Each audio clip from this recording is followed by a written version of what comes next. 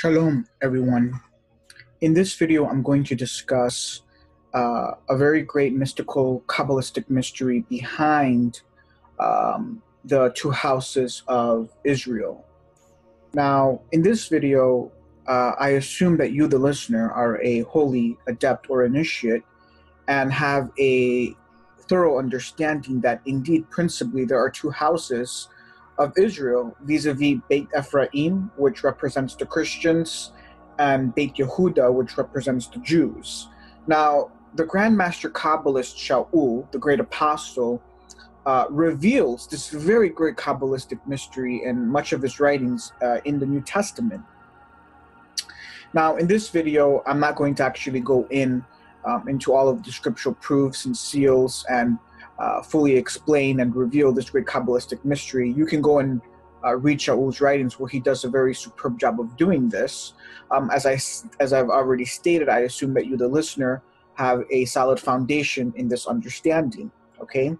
Now, I will, however, just give a very brief overview and synopsis or introduction, into this fact. Right. So, we read in 1 Corinthians chapter 1, verse 23, right?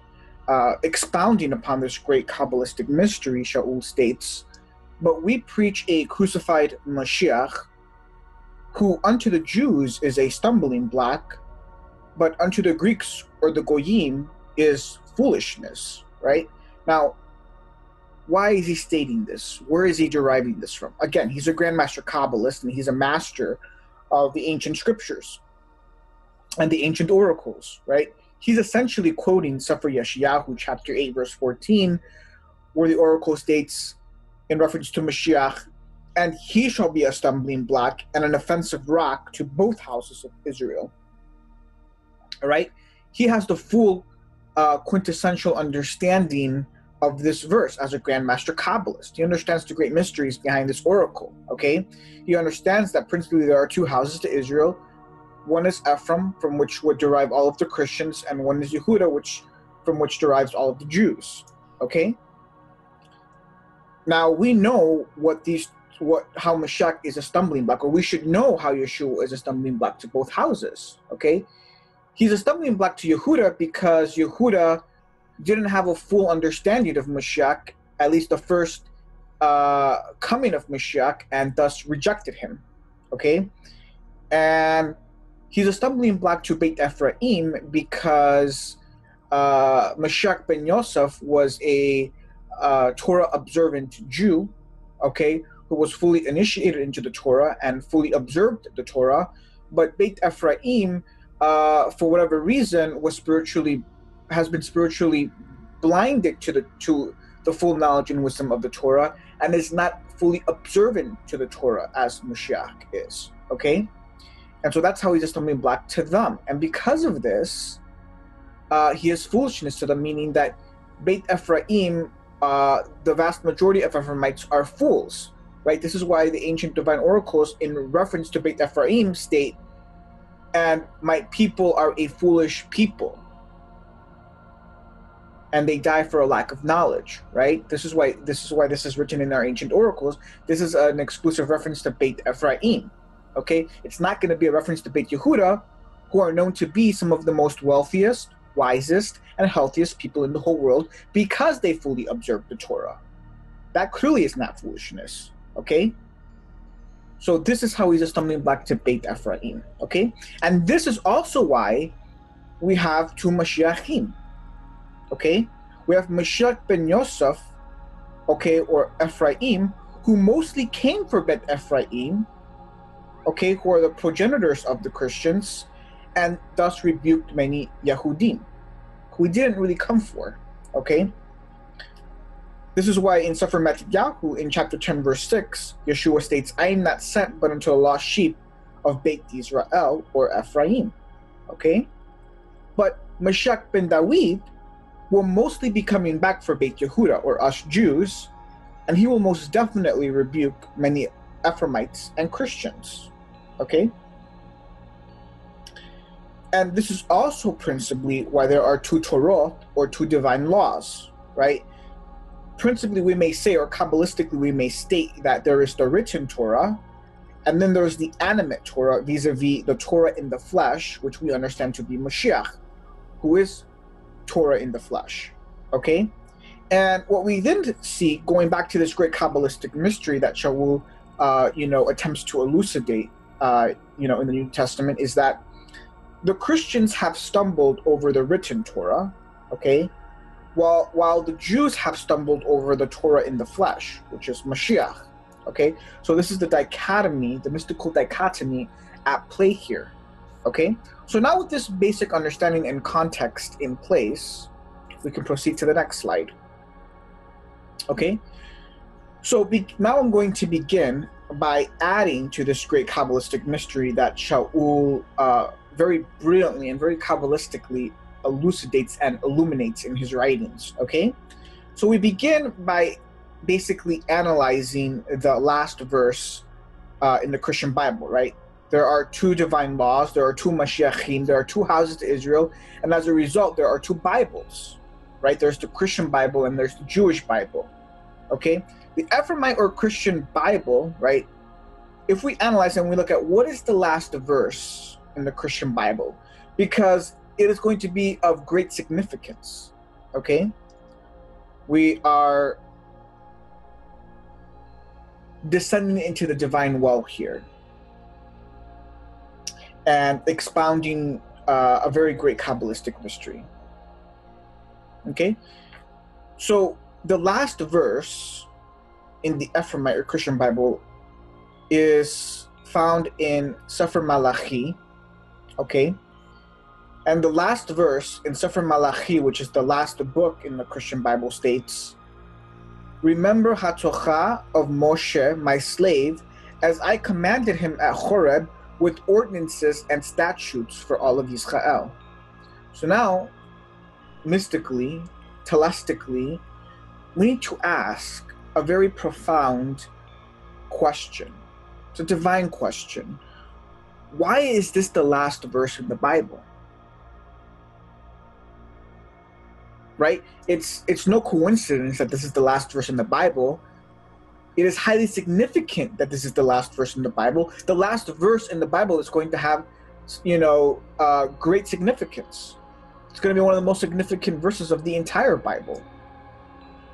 Why is this the last verse of the Bible? It's a great arcanum.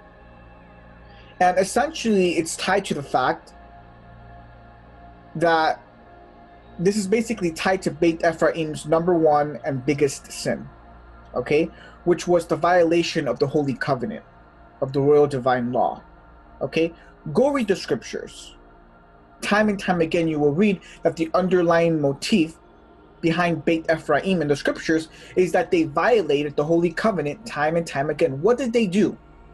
They divorced themselves from the Mosaic Covenant. They created their own feasts. They established their own priesthood and basically created their own new religion, divorcing themselves from Beit Yehuda, who was correctly and properly observing the Mosaic Covenant and the royal divine law. This is what you will read in the ancient scriptures, okay? This is the archetype. These progenitors of Beit Ephraim are the archetype to their descendants, who are the Christians. What did they do? They have divorced themselves from ancient Judaism and the Mosaic Covenant. They have established their own priesthood in contradistinction to the original Mosaic priesthood, which are the Kohanim. They have their own festivals and feasts, which are not contained in the Bible. They're not found in the Bible, right? Are you beginning to see the picture here? Are you beginning to see the connections here? This is Ephraim's greatest and biggest sin. And this is why the ancient oracles state that Ephraim are a foolish people, and they die for a lack of knowledge. Okay? So the reason, the great telastic reason and arcanum behind this being the last verse in the Bible is to remind these foolish Christians and Ephraimites, remember the Torah. Why is Adonai reminding the Ephraimites through the last verse in the Bible to remember the Torah? Because he already knew what was going to happen. He already knew that these foolish people were going to not only forget the Torah, but not observe it. And some would even go as far as to descend into stupidity and teach that their father Mashiach did away with it. Oh, the stupidity.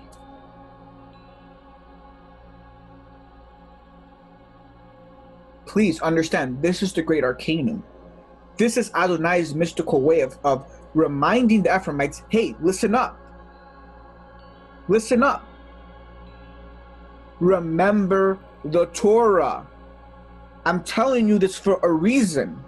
Remember the Torah. It is with great emphasis and stress. Remember it, because you are going to forget it. And some of you are going to be stupid enough to teach that you don't have to keep it.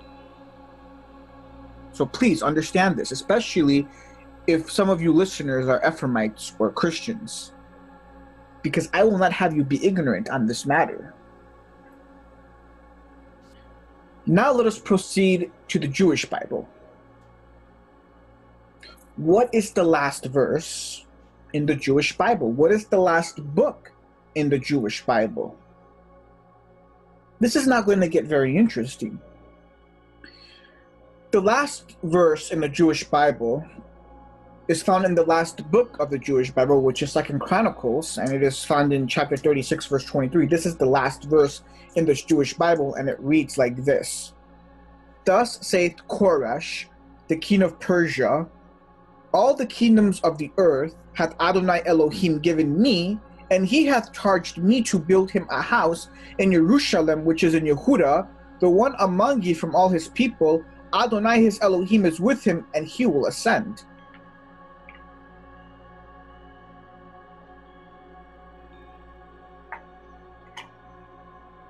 Now this is very, very interesting, because we read in Sefer Yeshayahu in chapter 45 verse 1, it states, Thus saith Adonai to his Mashiach Koresh. It's very, very interesting. Here in this most ancient divine oracle, Adonai is equating King Koresh of Persia with Mashiach. Now there are many great Kabbalistic mysteries behind this oracle that I don't even have the full time and space to explain in this video, nor will be explained in this video. But all that needs to be understood for the purpose of this video is that here we have an equation between King Koresh and Mashiach, meaning that the last verse in the Jewish Bible is a reference to Mashiach, because King Koresh is Mashiach.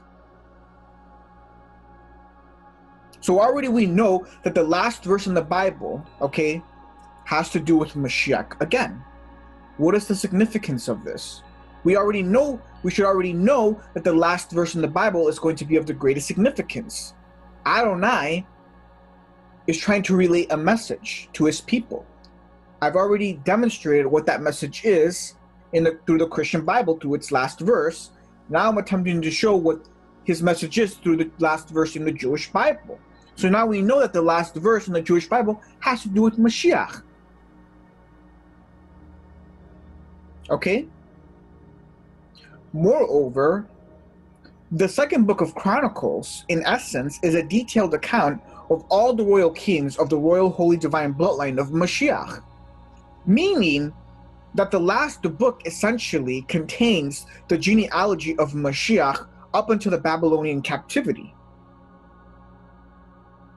Now it's getting more interesting. Why is the last book of the Jewish Bible a genealogy of Mashiach? And why is the last verse in the Jewish Bible talking about Mashiach? Well, one, because we Jews are eagerly expecting Mashiach, but again, it has to do with the stumbling block. Adonai already knows that once this Jewish Bible is wrapped up, which it was wrapped up right at the Babylonian captivity, he knows Mashiach is going to be coming soon, And he already knows what's going to happen. He knows that most of his Jewish people are going to end up rejecting him and forgetting about him. And so again, this is Adonai's way of saying, you Jews, listen up, pay very special, careful attention to Mashiach, pay very special, close attention to everything you should know and do know about Mashiach. Be very careful and analyze the genealogy of Mashiach. Keep your eyes on it.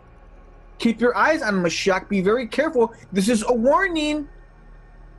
Go study the oracles. They explicitly tell you that you should be ready. Many of you are going to reject him. You don't want to be one of them. This is his way of putting emphasis and stress on Mashiach because he already knows that many of these Jews are going to end up rejecting him. Now we proceed to the New Testament. Well, very interestingly, the New Testament begins with the genealogy of Mashiach.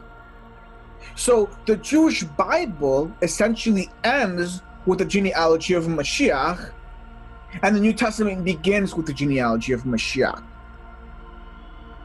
Now you should more than really understand why this is. Because the Jewish Bible is the real Bible.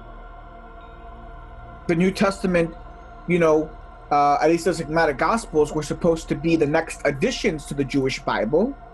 And essentially, these new extra books were meant to flow, in a seamless, smooth fashion from the last book, Second Chronicles, to the first book, which would be Sefer Matidyahu. Right? So that in the end, you have this Bible that flows in a very natural, seamless way.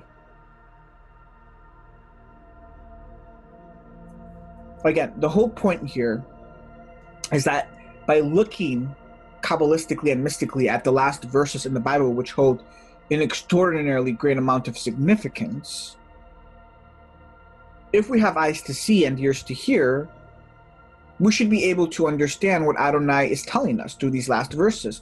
To the Ephraimites, in their Bible, he is telling them, you need to remember the Torah because you have forsaken it, you have forgotten it, and you're not observing it, nor did you ever observe it in the first place. And to the Jews, he's telling them, you need to study Mashiach. You need to master Mashiach. You need to study him and analyze him and know him. Because many of you are going to reject him. And I will not have you be ignorant on this matter. I do not want you to reject him. I would not have that be my will. And so again, one should then be able to see this great mystical dichotomy at play here. And it's just one more seal to the fact that there are two houses of Israel, and that these two houses, as they are seen now in this last generation, are vis-a-vis the Christians and the Jews, which are the only individuals that can be called true Israelites. Amen wa shalom.